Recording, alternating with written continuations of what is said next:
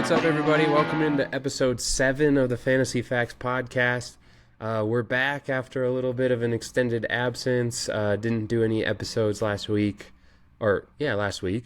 So excited to be back. A lot's going on in the world of football. I'm starting to see a lot of stuff because training camp is finally kicking off. And so, just really, really excited to hop back on the podcast. I'm here as always with David. How's it going, David? It's going well, man. Glad to have you back. Hope you had a good trip. Yeah. Yeah, I appreciate that, brother. The trip was really good.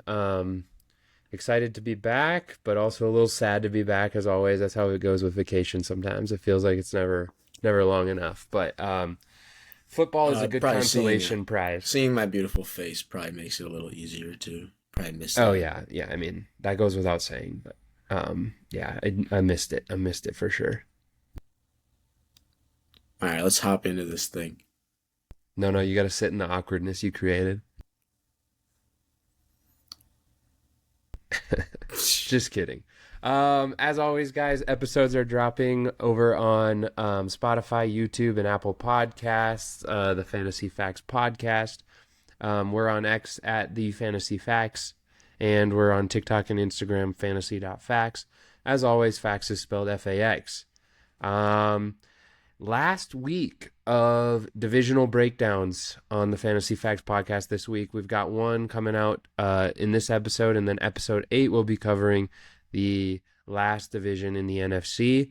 And then as we move into August, David and I are stoked because we're going to be getting into mock drafts, draft strategy, talking through the players, rankings, and much, much more. So we're really, really excited to move into our August content. However, we got to get through these divisions because what's happened and what's changed in these divisions is really, really important for the stuff we're doing in August, and then obviously you're doing with your fantasy team. With that being said, we're moving right along. We're covering the NFC South today. We've got the Falcons, Buccaneers, Panthers, and Saints. Not a great division. If you guys notice, my background might look a little bit more like what you'd imagine it would look like for me, not a hotel room or an old cabin. Finally back at the crib. Be here for a while before I move into my apartment. So guess you've got 3 different locations in 7 episodes. It'll probably be 4 in about 15. So yeah, David's moving around quite a bit. Just a reminder of the standings last year in the NFC South. The Carolina Panthers were NFC South champions at 8-9. They won a 3-way tiebreaker at 8-9. As expected, they lost in the wild card round and didn't do anything in the playoffs. The Tampa Bay Buccaneers went 8-9. They were the disappointment. They were the ones that everybody expected to win the division and then just really, really underperformed basically the whole year. The Panthers did. It dealt with injuries, dealt with some other things, but also just didn't really meet expectations. The Buccaneers. The Falcons went 8-9 as well. They were kind of the reason the Bucs missed out. I think when the Falcons went into that 3-way tie, David, correct me if I'm wrong, that's what moved the Panthers to the top and the Buccaneers off the top. yeah, I just remember it was like the 3-way tie or whatever, but was it the Falcons that didn't have? No, was it the Saints that didn't have a chance to win, really? Or one of the teams like? No, really it was the Falcons. It was the Falcons. Even if the Falcons got into the tiebreaker, they had no chance to win. But they won anyways, and then when I won and got into the tiebreaker, I think that's what gave the Panthers the tiebreaker over the Bucs. I was thinking the Falcons had to win, and then the Saints would have had to win, or I don't know. Some no. The Saints weren't in it. The Saints finished 4th. They were 6-11. The Buccaneers. That's what I meant. Yeah. Yeah. One of the teams was like they needed to win and somebody else to lose, and the other team it was just the Panthers had to. No, the Panthers either had to win or somebody else had to lose. I think, and I think it was that the Panthers the Panthers needed to win, or they needed the Buccaneers. I think it was to lose, and they needed the Falcons to win, and that's what happened. Yes, that's what happened because they didn't even win to get into the playoffs. Yeah, that's right. Yeah, that's exactly right. So, anyways, pretty crappy division. if we're being completely honest, but we're going to break it down for you. There are some fantasy relevant players in this division. We've been starting from the bottom, David. So are we starting from the bottom? Started from the bottom, now we here. Sneak peek to my divisional picks. Okay.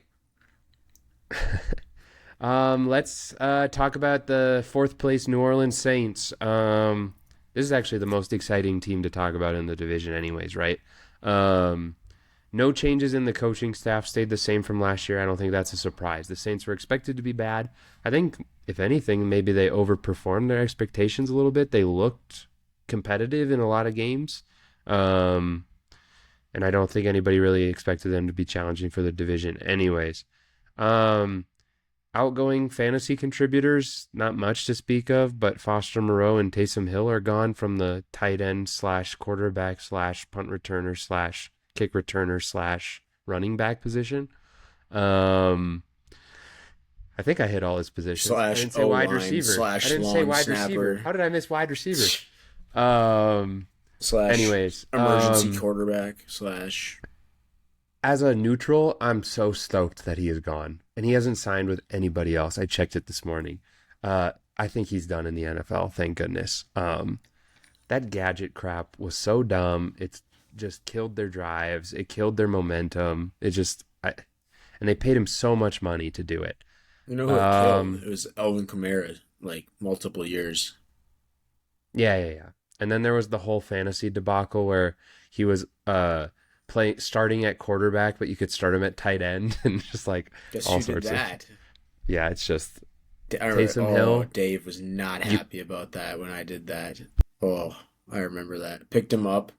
I remember I was homesick in high school, and I saw that he was like going to start at quarterback that week, and he was available on the waivers and eligible at tight end. I scooped him up and put him in there, and it's the only time I've ever seen someone send a message into our league, like whatever on ESPN. Well, to be fair, it was pretty shitty. And Dave was like, "This is on it." Like, it was the only time in like 5 years that anybody's ever said anything in the like league messenger poll like thing, and it was Dave. And he led me to a victory. That's all that matters. Yeah. Anyways, as a neutral NFL fan, Taysom, you did well for yourself in the NFL. Stay away. To be honest, I don't really care about them leaving in terms of what it means for the offense. But they're the biggest names, I guess, which is probably a good thing.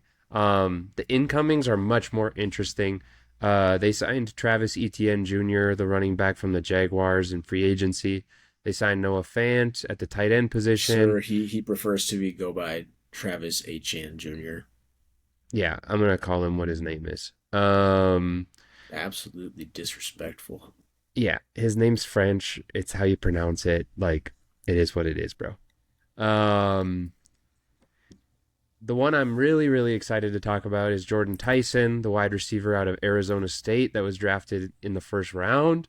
He's going to provide some much-needed offensive firepower. And then they also went tight end. In the third round, they drafted Oscar Delp, a tight end out of Georgia. So quite a few incomings. Stats from last year, they were 10th in plays per game, -3% pass rate over expectation. EPA per play was 27th in the NFL, not great. They had the 28th highest run percentage. That was because they couldn't run the ball. Nobody respected their ability to throw the ball, and Kamara couldn't do anything. And they scored the 28th most points per game, only 18 points per game last season. So pretty disappointing on the offensive side of the ball last year.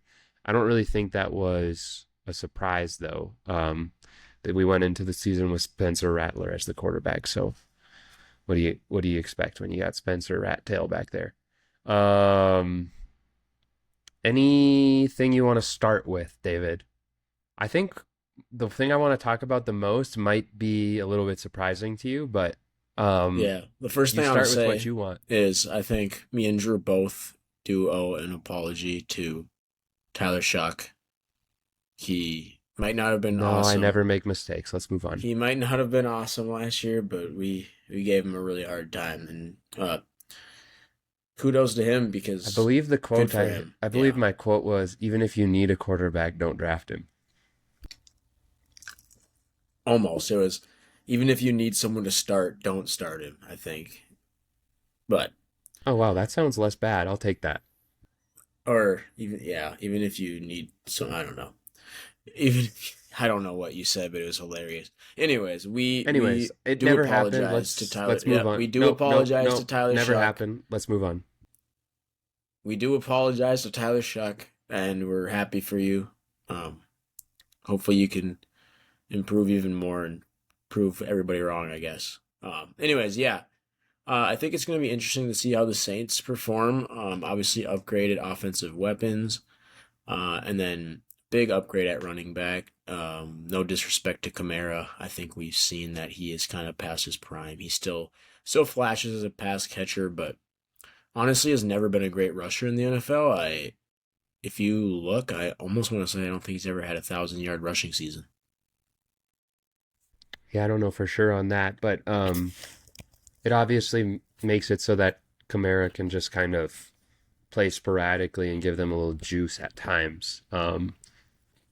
While Travis, I'm just gonna call him Travis so we don't run into this last name issue. While Travis is obviously the main back. I'm assuming that's what you think is the biggest piece of information to talk about with this team, him coming in at the running back position.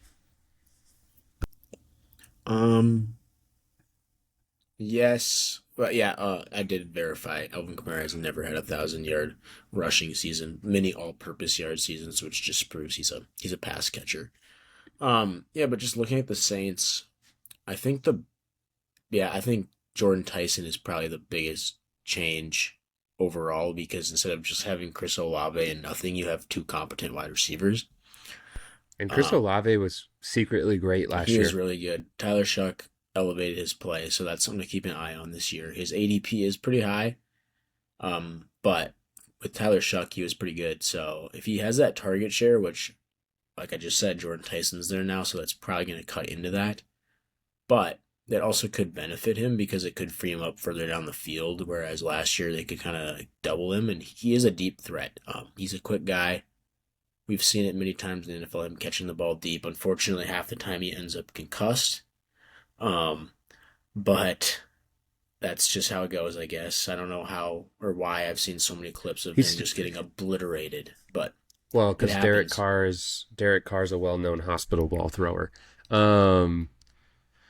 But he stayed healthy last year, so yeah, that was exciting. It was nice to see Chris Olave kind of living up to like the draft. If you remember, he was a very, very highly regarded player coming out of college. Another one of those Ohio State wide receivers. Where did you? I tried to trade for him so many times in Dynasty throughout the past 5 years from your dad, but he didn't. I tried to trade for him. Olave. Yeah, my dad still can't get his name right. I tried to trade for him so many times last season at the deadline. Trying to get my dad to cash in on the healthy season and get off of him while he had the chance, but he didn't do it. The Dynasty League is being redone anyways, but yeah. I'm trying to remember when I'm doing mock drafts, I'm finding his ADP is a little bit scary for me, and I'm liking some names around him better. But that doesn't mean he's not just gonna be a top 10 wide receiver again next year. We don't know. I don't think we've mentioned when we wrapped up our last episode, we were talking about how we were going to randomize our draft order. We can talk draft order in a second. Okay. I was going to ask you a question. Yeah, go ahead. So where was Jordan Tyson in your rookie wide receivers? Where did you have him? Because I think he was kind of a polarizing one, I feel like. That's actually a great question. Let me see. I don't even know. I need to look. Probably 3, I think. Okay. After Tate and Lemon. Or he's like 2-3 range, I think. So you had him over Tate, you had him below Lemon. I'd say those two I have neck and neck. Okay. That's interesting to me Yeah. because I think we talked about it a little on the NFC East podcast. I'm not super high on Lemon. I mean, I think he's fine, but he doesn't tip the scale for me. Um, I think Jordan Tyson has the opportunity to be the best wide receiver in this class for sure. The talent is there. Tate's my number one, but I think Tyson is much closer to Tate than he is to Lemon for me. I felt like those two guys were alone. So as I said right before David gave his rankings, and I gave mine, and we both probably have him at 2. We're a little bit more split on where he actually falls, I think. In terms of is he closer to 1 or is he closer to 3? I'm excited. I'm excited to see what they do with him. I don't see how he doesn't help the offense and the team. I don't know exactly what we're going to get from him as a fantasy contributor right away. But he's definitely somebody in a dynasty league I'm taking a shot at, and he's definitely somebody I'm taking a late round redraft pick on, because those are the type of guys you take those picks on. Can we move to the thing that I wanted to talk about the most, because we still have it? So we've been talking so much over the course of these divisional breakdowns about the tight end position and how if you don't get Brock Bowers or Trey McBride, you should punt so far. Like, you should take a tight end as late as possible. And my question is, no Taysom Hill, no Foster Moreau. They also lost another couple tight ends. I didn't list them because they barely played, but they also left the team. Do we need to be talking about Noah Fant as a late round dart throw?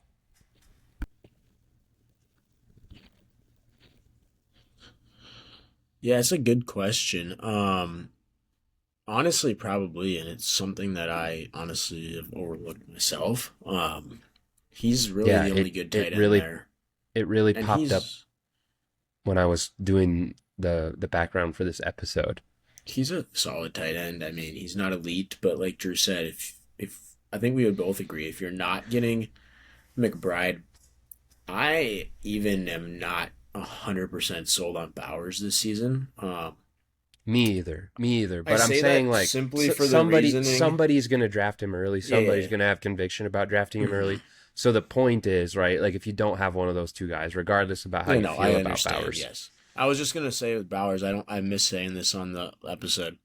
I would be concerned solely because if you look at Kirk Cousins when he was on the Falcons, he really struggled to get Kyle Pitts the ball. That doesn't mean that Bowers won't get the ball, but it's just something to monitor. Anyways, yeah, going back to what you said, I think Noah Fant's a value. If you're punting, there's no reason not to take a shot on him. We've thrown out a handful of guys we like. We like him. For me, like, I'm coming out of every draft with Noah Fant, Chigo Okonkwo, or Isaiah Likely. Like, it's all one of those three every time. Pretty similar call there, so might be interesting to see what happens when we get to that point in the draft, and then me and Drew are both trying to grab a tight end. Because, well, there's 3 of them, so we'll probably get. We did our order, and as of right now, I have 2 fantasy leagues that'll be playing in this year seriously. 1 redraft league, and then we're starting up the Dynasty League. Both are 10-man leagues, and pick 10 of 10 in both leagues.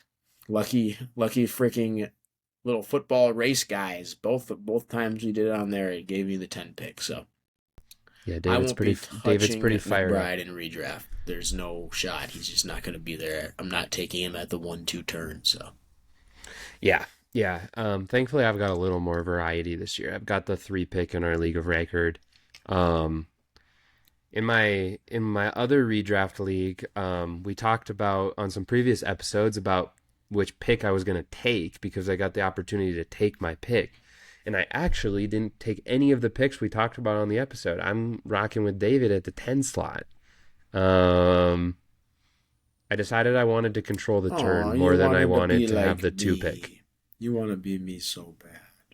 I like the players available at the turn, and I like being able to control a turn. So, I went with the 10 pick. All right, let me ask you something right here. I have 7th in Dynasty, which I hate. On the clock, dream scenario at the 9, 10, or 10, 11. Who am I taking? Yeah. I mean, how far can guys fall? Let's say they have to be at or below they have to be at or below that ADP on the platform. I'll tell you right now. Then it's Ashton Genty and Justin Jefferson. I was gonna say mine's either I'm between those two, and then CeeDee Lamb is also right in there, so it'd either be CeeDee Jefferson or Jefferson, or I guess Jefferson. Genty's my favorite of the three. Okay, I would be willing to go double receiver, so like CeeDee Jefferson or CeeDee Genty or Jefferson Genty. I think. In my dreams, Amon-Ra falls, and I get Amon-Ra and Genty, but I don't think that's going to happen. Yeah, I better keep sleeping, because when you wake up, that's not happening. I mean, Amon-Ra's ranked 9th on Sleeper, so you'd have to fall one spot. I'm just kidding. And it is a Minnesota guys league, so Jefferson might get reached on. That's what I'm worried about in our league.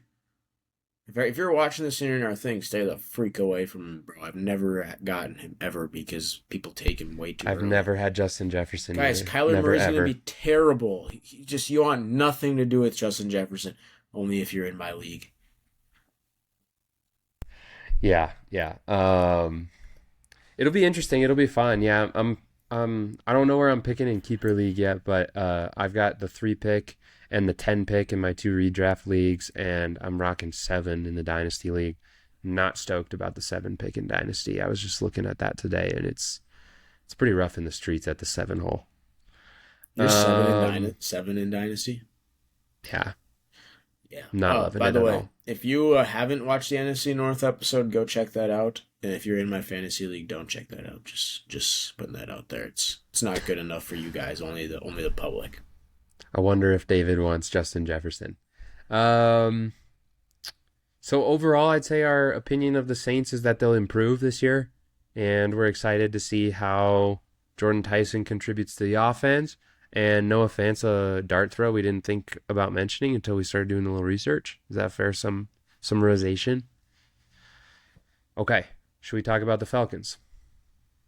One thing to mention first. This little guy over here is a little happy because his second favorite NBA team now has the second best NBA player of all time. So. Oh, we're going to talk about the King? Yeah, dude.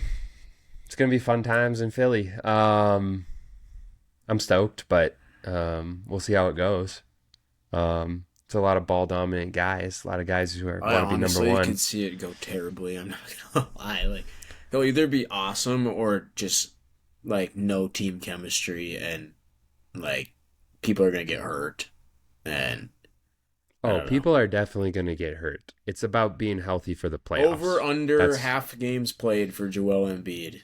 I don't care. He just has to be healthy for the playoffs. I could care less how many regular season games he plays. If LeBron cannot be ball dominant, which I was starting to believe in if he would go to the Timberwolves, then I don't see why they won't be great. I mean, the pick and roll with Maxey and Embiid with Jaylen Brown and VJ Edgecombe as spot-out shooters and kick to LeBron redraft. I mean, I don't know how you stop it if everybody's willing to let Maxey still be ball dominant, because Maxey needs to be the one that's ball dominant on this offense.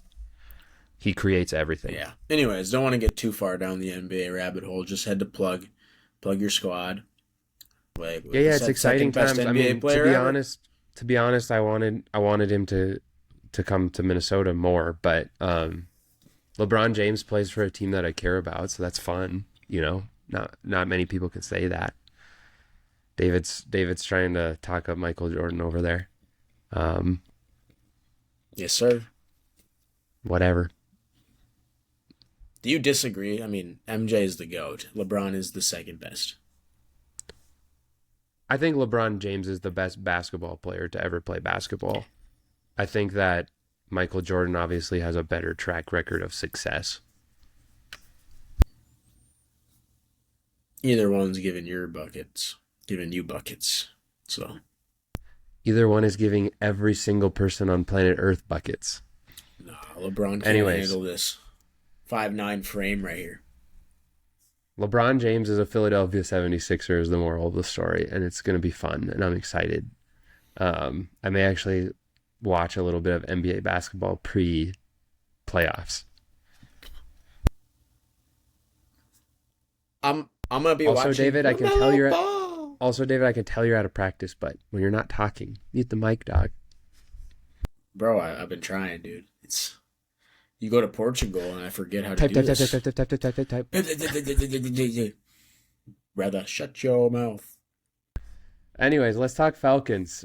Big changes in Atlanta. Probably the most changes of any team. Kevin Stefanski is the new head coach. He came over from Cleveland. Tommy Reese is the new OC. Jeff Ulbrich is the new DC. Outgoing fantasy contributors. Tyler Algier, Kirk Cousins, and Darnell Mooney are gone. That's just devastating for an offense to lose those three. Incomings. Hey. Darnell Mooney hate, bro. Come on. Darnell Mooney hate? Darnell Mooney is an average NFL wide receiver. Darnell Mooney was a dog for fantasy, dude. That's Paul. Paul had some plug-and-play Mooney weeks, and he went off, man, with Kirk. Because Kirk refused to throw the ball to Drake London. He just threw it to, like, Olamide Zaccheaus all the time. I don't think Olamide Zaccheaus even played for them last year. He's I was just talking about, like, in the past when Kirk was playing quarterback. Well, Olamide Zaccheaus is back, by the way, if you look at the incoming fantasy contributors. I didn't even know that. Not to confuse anybody, but Bijan Robinson is now backed up by Brian Robinson. He was signed over from the 49ers. Austin Hooper was brought in at tight end. Jahan Dotson also brought over from the Eagles. And then probably the most interesting one to me is Zachariah Branch, drafted in the 3rd round, wide receiver out of Georgia.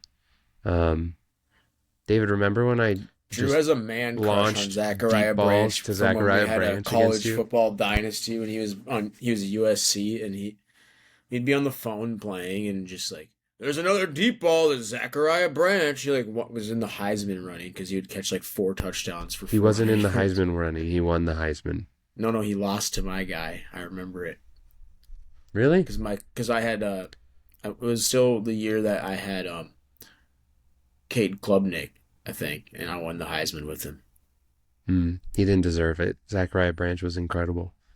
Anyways, some stats from last year. 18th in plays per game, a negative 6.2% pass rate over expectation. That's just terrible. Thank goodness the old staff is gone. EPA per play, 21st in the NFL.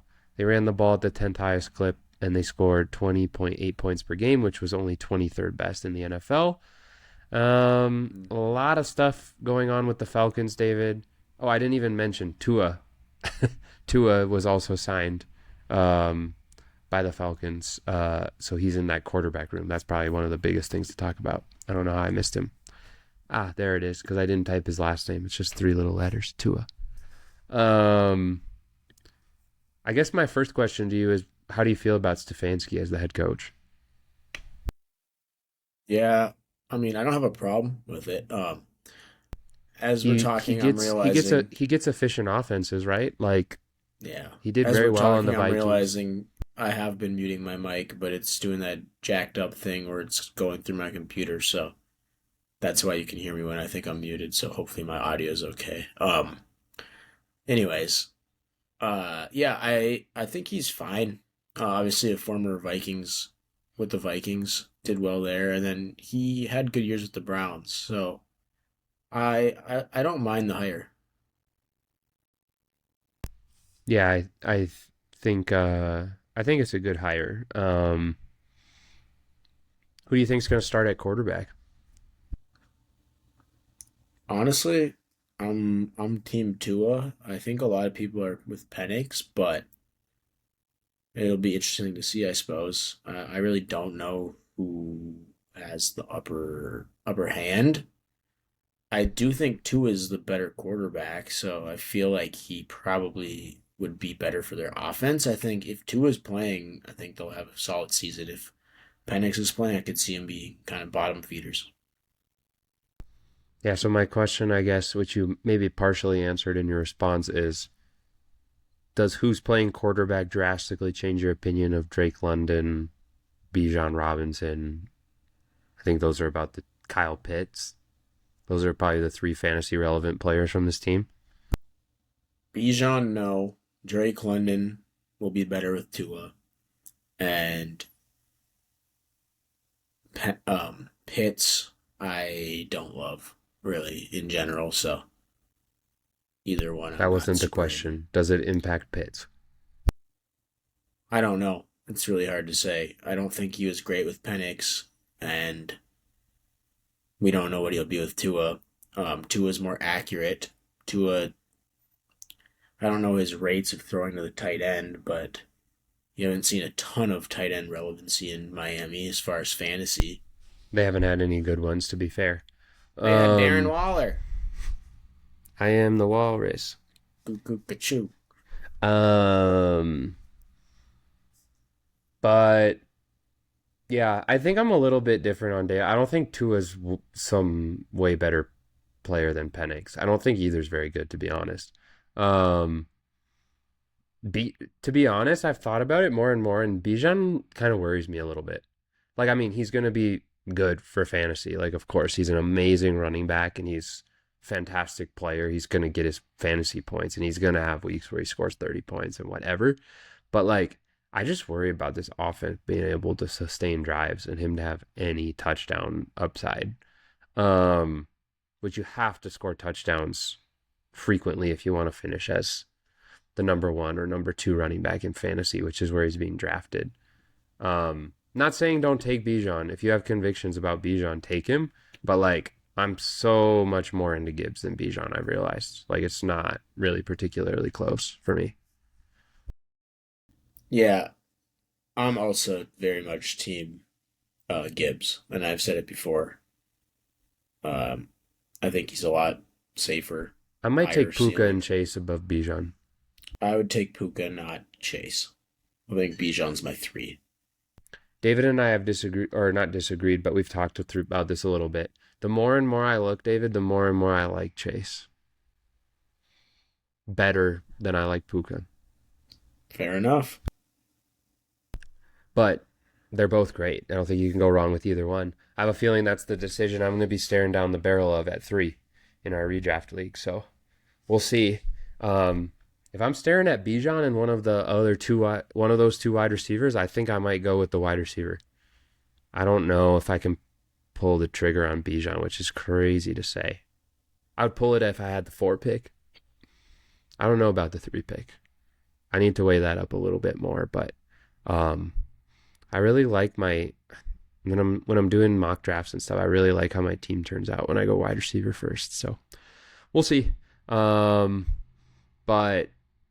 I'm worried about this team. I don't think the Falcons are. I don't think they have any chance to win the division. I think they'll be pretty average, till below average. Um, but I'm excited to see what Zachariah Branch can do. Maybe a little bit. And hopefully Bijan has way less competition for touches, and we're finally out of the Tyler Algier era. Those are the two big things for me. But is there anything else you want to add about the Falcons? David likes them more than I do, that's for sure. No, I'll talk more. Divisional breakdown or prediction. I mean, Sounds good. Let's talk Tampa Bay Buccaneers, probably the most disappointing team in the division last year. Um, I just have to talk about this coaching staff a little bit because I couldn't believe it when I was going through the docket and ready for the show. So Zach Robinson is the new offensive coordinator. Good. They needed to change the offensive coordinator. Their offense was not living up to the level of the players that they have on offense. I know they dealt with injuries and stuff a little bit, but the Tampa Bay Buccaneers have no defensive coordinator, and that's how it's going to roll. Todd Bowles is head coach / DC. Have you ever heard of this before? no, no. The Todd Bowles era is going to come to a fiery ending this year, I think. There's just bad juju and vibes all around that team. You're muted. Yeah. No, I agree. That is interesting. I don't even think I really was aware of that. Now that we see that they I fired their wasn't DZ I and wasn't didn't aware hire one. I wasn't aware either until I was getting ready for this podcast. That's crazy to me. There's a reason that there's 31 NFL teams that have a head coach, an offensive coordinator, and a defensive coordinator. It's because you can't do two jobs at once. It's stupid. I don't know what he's doing. And I feel like he's not getting the most out of the talent that they have already. So yeah, I don't know. I don't like the vibes around this team. Outgoings, they lost Mike Evans and Rashad White. They did bring in Kenneth Gainwell to replace Rashad White. And they drafted a wide receiver in the third round, Ted Hurst out of Georgia State. I can't say I watched a lot of Ted Hurst film. Georgia State doesn't get much national TV coverage. But I'm not really super focused on him as a fantasy contributor. They've still got 3 good wide receivers in front of him. What do you want to talk about with this team besides Todd Bowles is an idiot? They were good last year. Other than that, or not good last year. I don't know what I just said. I had a little brain fart and zoned out there. No, I think they're a solid team. I mean, they have the weapons. Yeah, I mean the weapons are great, right? They have it. They still have Igbokwe. They still have Chris Godwin. Hopefully McMillan's going to be healthy this year. He has flashed when he's been on the field.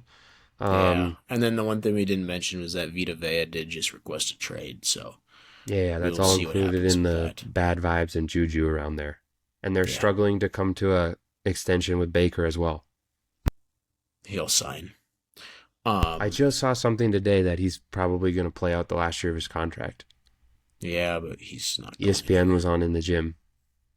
I hope he plays out the last year and goes free agent because the Steelers need a quarterback next year. That'd be an interesting pipeline. I would love it. Steelers.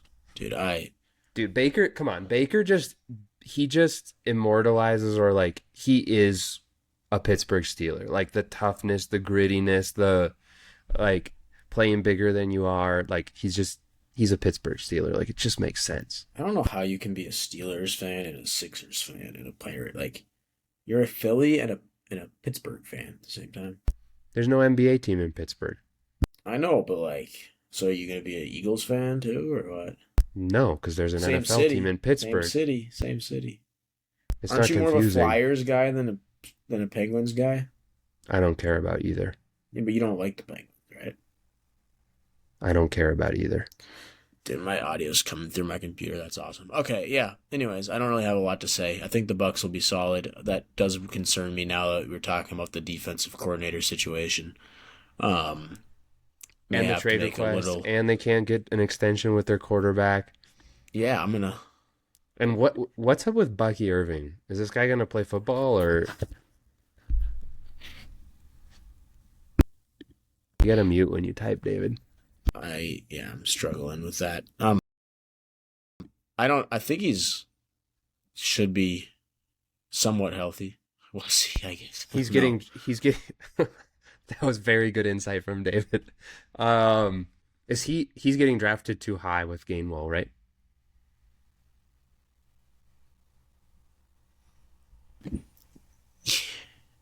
Yeah, I think I'm gonna have Bucky Irving nowhere this year. I'm not gonna be drafting him at his I'm ADP. not messing with it. I'm not messing with the health. I don't know how much I'm not messing with it. I just think they just gave Gainwell a big chunk of change, and Gainwell is way better than Rashad White, and Rashad White was playing. Yeah. I don't want him at his ADP. I feel like that's all that matters. If you're not wanting him at his ADP, you're not going to have him. Zero places, which is sad because Bucky Irving started as a Gopher, and we love Bucky Irving. But I love Bucky Irving. I'm just not drafting him. Yeah. So talk me through the wide receivers, because this is an interesting part of this team, is trying to figure out how this wide receiver room is going to stratify and how juicy it is. Yeah, I think Igbokwe's in line to have a good year. I like him at his ADP a lot, so I'm in on him. And then I think McMillan's going to be the number 2 wide receiver there, so I think he's good value at his ADP. Interesting. I think that's so those an are the 2 receivers sure. I'm kind of in on. Okay. Godwin, obviously, he's bang or bust. I don't want him in fantasy. I think he's very inconsistent, and we've seen that. I like McMillan coming up young. We already saw him kind of perform even when he wasn't in a role where he probably should have been. So without Mike Evans there, I think it opens it up more for him. So at his draft value, I am totally taking a fly on him with like your last bench spot rather than Godwin. For me, this is like a clone copy of the Packers wide receiver room. There's three guys. We like the upside and the ability of all of them. Everybody has a different favorite. I think the consensus is that it's Egbuka, based on where he's being drafted and stuff. But like exactly what we said about the Packers. Come out of the draft with one of these three guys, diversify across your league so that you hit somewhere. And all of these guys, I'm completely fine drafting with where they're going. None of them are going at an absurd draft cost for their potential upside. Think more so than with the Packers in the past. Egbuka is more clearly, I mean, Baker targeted him way more than he targeted Godwin last year. And that was with Mike Evans being out most of the season. Obviously, it started to struggle down the stretch, but he's going to get back in line with him. You've seen the connection. It's there. Obviously, you've seen that with Godwin, but we've seen it when Godwin, McMillan, and Egbuka are on the field, and Egbuka was clearly the one. Yeah, but when Egbuka was the one, he didn't do very well. That's the thing. Egbuka was good when Evans was there. Yeah, but I mean, it's a situation. You look at JSN. He came out. He was a rookie last year. You can't base it all on that. I love Egbuka. I'm not and talking he already him down. Flashed, so a year two breakout would be totally in line for him. For sure. I just think I'm a little more willing to take the shot on Godwin. We've seen him do it before. When he came back last year, he wasn't like incredible, but like it was, I'm just looking in like a half PPR. It was like 9 points, 8 points, 12 points, 5.5 points, 22.3. Like he had one bust game where he scored 1.3 in week 18 where nobody was playing fantasy football anymore. I think Godwin's not going to be the guy who you draft and you get like a top, 12 wide receiver. He doesn't have that upside anymore at his age, but like, I think Godwin easily has the upside to be a wide receiver too. And he's going in the 9th round, the 10th round. I mean, he's going pretty late. So I'm completely fine with taking any of them. McMillan is like, of course, like he's going so late, you can just stick him as a way back bench player. And Egbuka, I think, has the most upside to jump into that like a JSN ascension range. But like, I'm completely fine taking all three of them. I'm going to come out of drafts with all three of them for sure. Not in the same draft, but like across my leagues, I'm going to have all three of these guys in different places. Yeah, and that's the reason I like McMillan over Godwin, is just because I view him higher anyways, and he's going later. He's like last pick on your bench in an ESPN Of course, league. David, but my point is, what if you're wrong? And then I'm okay missing out on Godwin. Yeah, see, I'm willing to take a shot on Godwin because, yeah, I like McMillan better as a player as well. The ADP that Godwin's going at than Godwin, so I'd rather take them and then take McMillan later. If McMillan doesn't hit, it's fine. I'm last pick of the draft. David and I disagree on that. I think you can take Godwin where he's going. It's totally fine. I don't think you're going to get boom upside, but I think he's going to be solid. He's going to get a play out of the slot where he's best as well. So, but yeah, I think the wide receivers here are definitely interesting. And like I said, I'd be coming out with all three of them. David, maybe two of them. We talked about the running back room a little bit and maybe how it's a stay away zone, given the ADPs or ADP, I guess. I don't really know where Kenneth Gainwell is going, but I'm not trying to draft Kenneth Gainwell anywhere really either. Baker. We got to talk about Baker.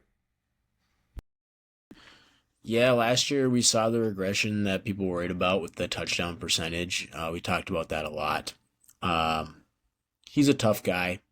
He fought through a lot last year, banged up all year. I mean, just banged up. I'm watching the quarterback documentary right now. Gosh, he's such a Pittsburgh Steeler. Yeah, he played through a lot. But I'm totally okay with his outlook as far as an NFL quarterback for this upcoming season, I'm not going to be drafting him in fantasy. I think he had his kind of big fantasy hit year because of the touchdowns, and I just don't see that repeating.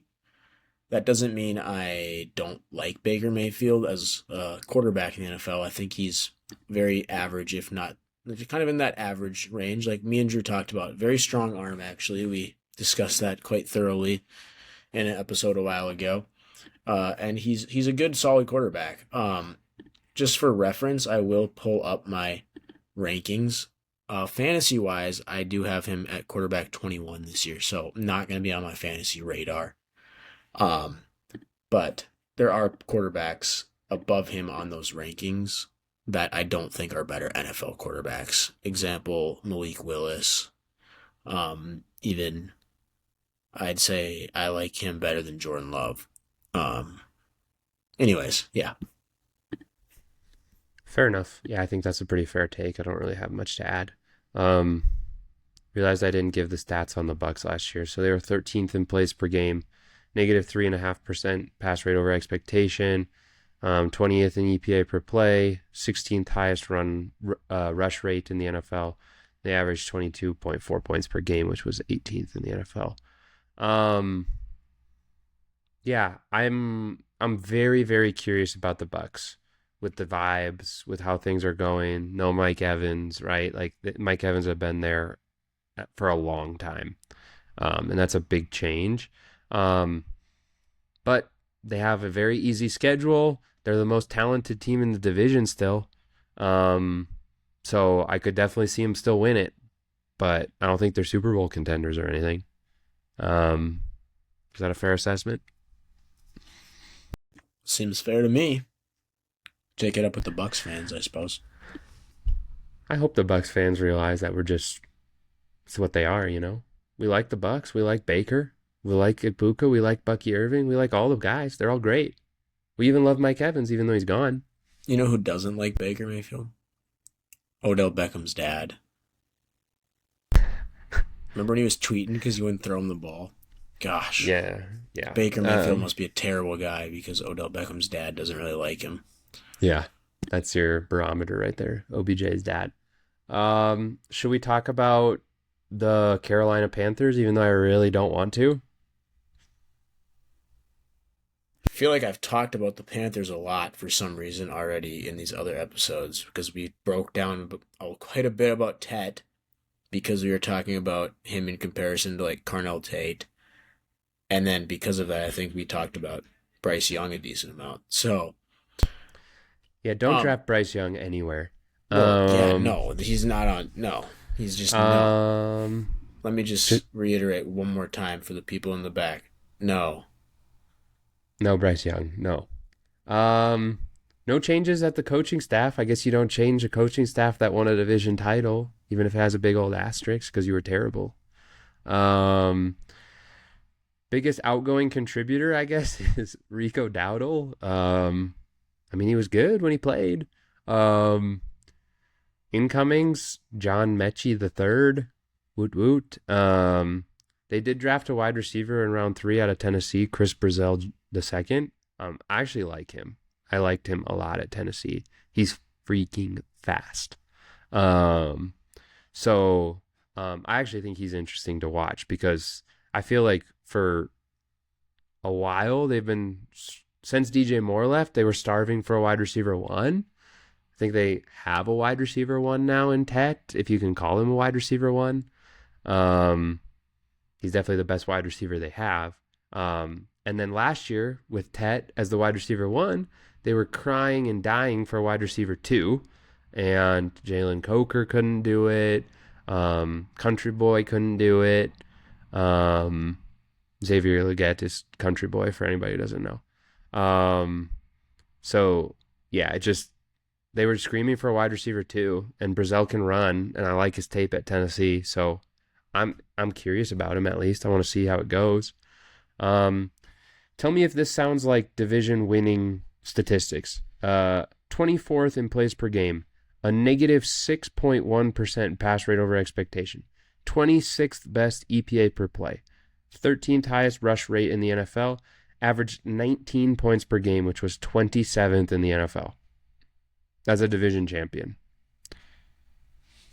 This division was embarrassing last year, is the point. That's not just a division champion. That's an NFC South division champion.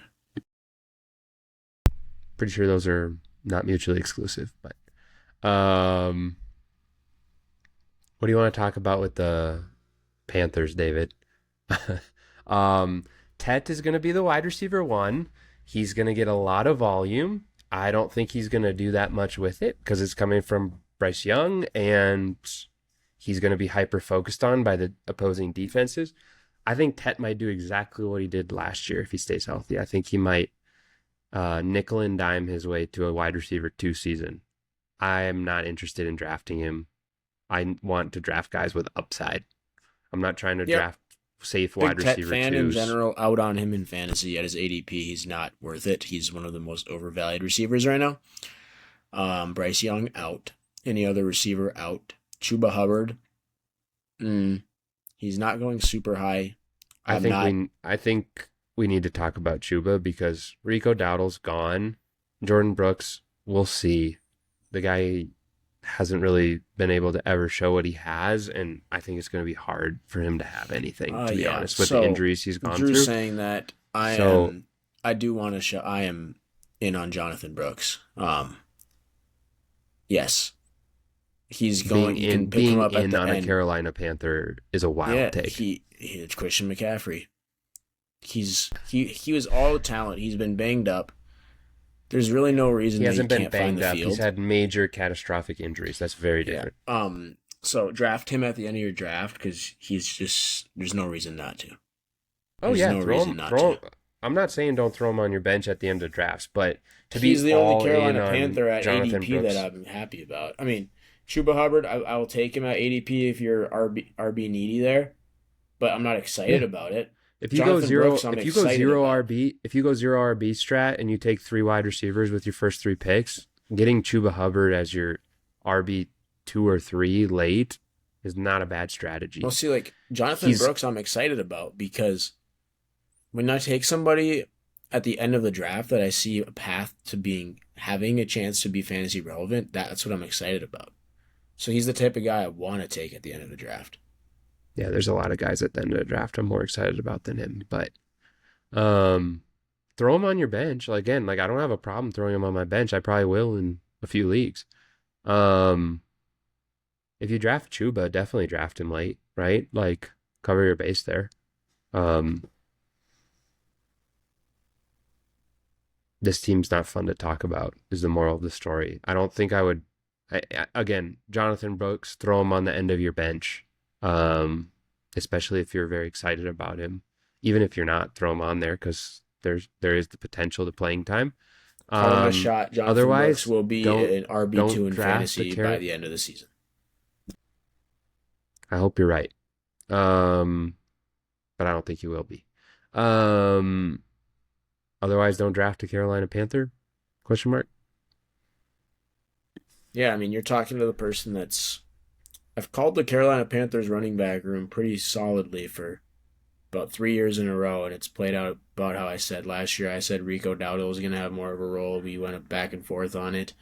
So for some reason, if there's one thing I've been able to do, it's predict the Panthers running back room. Yeah, I mean, Rico Dowdle got an opportunity because of injury. He wasn't doing anything before that. No, Chuba Hubbard just sucked, so they started using him. Chuba didn't get hurt. I think Chuba got hurt. I think Chuba got banged up. I can check. It doesn't matter. I mean, Chuba's not a great running back. I'm not saying that at all. I don't want players from this team. There's no upside. Even if Jonathan Brooks takes over the running back room, there's no upside. They suck. They're going to be losing. Again, for the last pick of your draft, sure, you can throw them on there. You might get a late season RB2.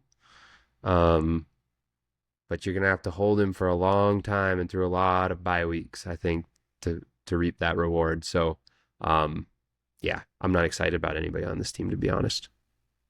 I think people can predict where David and I have the Panthers finishing. Can we stop talking about them? Please? Sorry, Panthers fans. I actually like the Panthers as a team. David can attest. My favorite non Steelers or Vikings team of all time is the Cam Newton, Greg Olsen, Christian McCaffrey Panthers. I loved that team. I really like the Panthers. I wish they were better, but they're not good. Some divisional predictions. All right. I think I probably have the biggest surprise, so I'll go first. I've got the New Orleans Saints going worst to first. They have the easiest schedule in the NFL.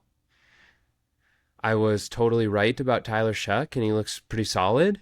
All right. All right. Apologies again to Tyler Shuck because somebody over here can't own up to their mistakes. No, I put that clip. I didn't. Editor, put it here. No, I'm just kidding. I didn't love Tyler Shuck, but I actually was impressed with how he looked. I have to say, and I'll eat crow on that one. I gotta figure out how to edit this and like put the clip in like right now of Drew's. And I love what they added. I love Jordan Tyson. I love Travis, and we're gonna end at Travis. I love that they did addition by subtraction by getting rid of Taysom Hill. Yeah, I like what they did. They have the easiest schedule in the NFL. If Tyler Shuck elevates his game a little bit from how he looked as a rookie, this division's not very good to me. And so when you have the easiest schedule in the NFL and you improve a little bit, I think you have a chance to win the division. And that's why I'm taking the Saints. If the Saints don't win the division, it's going to be the Buccaneers for sure. I've got them finishing second. Wouldn't surprise me at all if they finish first. They're the most talented team. I just don't like Todd Bowles. I don't like the vibes around the team right now. But they also have a pretty easy strength of schedule. It was in the upper 20s, I believe, maybe like 26 when I looked. So I like the Bucs. From a talent and schedule perspective, I think they could easily win the division. I'm sure they're the betting favorite to win the division. I've got the Falcons in third. I don't find the Falcons to be super special, but they're better than the Panthers, who I have in fourth. For me, it's like Saints, Bucks, Falcons, Panthers. I could see 1 and 2 flopping. I could see 3 and 4 flopping. I don't see how the Falcons or the Panthers break into the top 2 in the division, to be honest. Good segue for me. Panthers 4 with Drew. We both have them going first to worst. I have the Saints finishing third. I think they will be decent. Maybe not wins wise, but they'll have some fantasy contributors. And then I have the Bucks 2 and the Falcons 1. I think this is totally dependent. I don't know why I think this because I've never been super high on him, but I think he's an upgrade. If Tua is the quarterback, I think they can win the division. If Penix is the quarterback, I don't think they can win the division. I really think they have a solid overall team, and so if they have solid quarterback, they don't. Their defense is terrible. I don't think it matters. I don't know that anybody in that division has a super great defense besides maybe the Bucks. The Saints have a decent defense. We'll see. They do. But yeah, no, I got the Falcons if Tua is the quarterback. If Penix is the quarterback, then I have the Bucks. But I'm projecting Tua as the quarterback, so I will call my shot with the Falcons. Yuck. That's why we do it. Everybody's opinion's different. I kind of want to pick the Bucks to win the division. I like the Saints at 2, but I'll stick with the Saints. I'm riding with them. Who dat? Is it the Saints that say who dat? That's the Bengals. Oh, gross. Why did I say that? I'm going to wash my mouth out with soap after this. Bengals, yuck. Anyways, I'm glad this division is over. We enjoyed sharing it with you, even though I don't think it's super exciting. There's a few fantasy relevant players in this division, but for an entire division, it's pretty joking, low. By the way, it's the Saints. I just good. I don't have to wash my mouth out with soap, and I didn't talk about the one of the grossest teams in the NFL. That's great. I'm excited. I actually think this division could be fun Bengals from this division and the Saints say Who Dey. That's correct. Yeah, yes. Let's never say Who Dey again. Who Dey, Bengals, Who Dey. I actually think from an NFL perspective, this division can be fun to watch because I think there's going to be some jarring for positioning down the stretch. But I don't think necessarily any of these teams are super amazing. And there's a few guys I'm excited to watch to play for the Saints. It'll be interesting to see how things work out in Tampa Bay with the wide receivers. So yeah, for me, fantasy wise, my eyes are all over the Bucs and the Saints in this division. I don't want anything to do with Carolina Panthers, and to be honest, I don't know if I'll end up with any Falcons. But Bijan's good. You can draft him for sure. I want B. Robinson from the Falcons, but not Bijan. Brian. He's good. Yeah. Remember all the videos about people accidentally drafting Brian Robinson? Yeah, now it's really in like offline happen. Drafts and stuff. Yeah, it's hilarious. Now it's really gonna happen in the offline drafts, bro. The same team. As always, shout out Brian Robinson, cool guy. As always, David's gonna end us with a Bible verse. I also just realized when we got to the end of the podcast that I swore on the podcast at the beginning, so I apologize for doing that. We'll mark this episode as explicit. And I'll try not to do that anymore. You say it. It was during the Taysom Hill stuff. I may or may not have said playing Taysom Hill in the tight end position was shitty. I know, not a big deal. Everybody's heard that word before, but we'll mark it as explicit so we don't get red flagged on platforms. And I apologize. I'll try to cut out the swearing. You're terrible, Drew. How dare you? I know. What a terrible host. Right off the jump. Just get him out of here. Just ripping the S word. Drop in the comments. We're looking for a new co-host. Drew's out. Let me know if you want to chat some fantasy football. You would never. I'll send it away, David. Send it away. Yeah, on that note, going from that to the verse of today is going to be Psalm 84:10, which says, "For a day in your courts is better than 1,000 elsewhere. I would rather be a doorkeeper in the house of my God than dwell in the tent of wickedness." Basically what this means is just better is one day with God than 1,000 days without God. Or in simple terms, like one day in heaven is better than 1,000 days out of heaven. It's just a good reminder, like, this world seems so awesome all the time. There's so many good things. Don't get me wrong. There's a lot of great things. We're blessed, even on this earth, for people around us, experiences, beauty on the earth. But it doesn't compare at all to even 1 hour in God's presence or in heaven with God.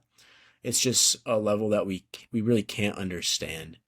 And it's really cool, you see on earth all these beautiful creations all the time. I mean, you look outside, it's all diversity, different coming from somebody who just, was traveling, right? Like the earth's amazing, but yeah.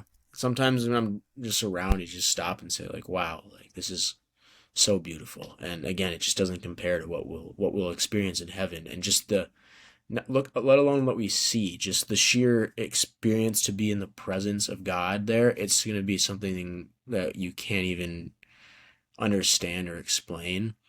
Personally, I know a lot of people probably have. I've felt like God's presence on earth, like the Holy Spirit. It's also kind of an experience that can't explain with words or describe in like any other way. And if you haven't had that, I invite you to invite the Holy Spirit to just invite the Holy Spirit into you and just say, like, Holy Spirit, come. I mean, it works. But you have to be willing.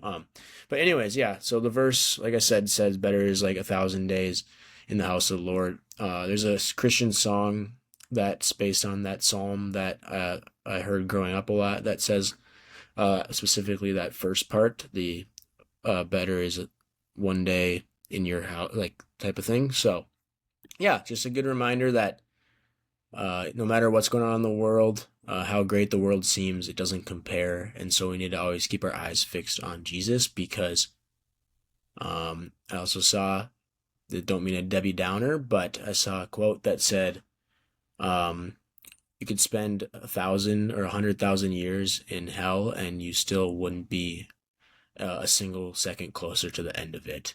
And so it's a good reminder that eternity is really forever, and that's really not something that as human beings we can comprehend.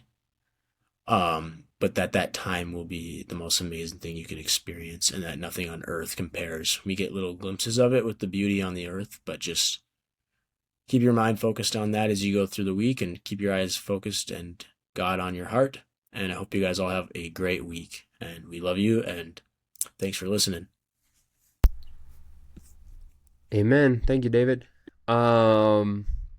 As always, guys, podcast dropping on Spotify, YouTube, and Apple Podcasts, the Fantasy Facts Podcast. We're over on X at The Fantasy Facts, TikTok and Instagram, fantasy.facts. As always, facts is spelled F-A-X.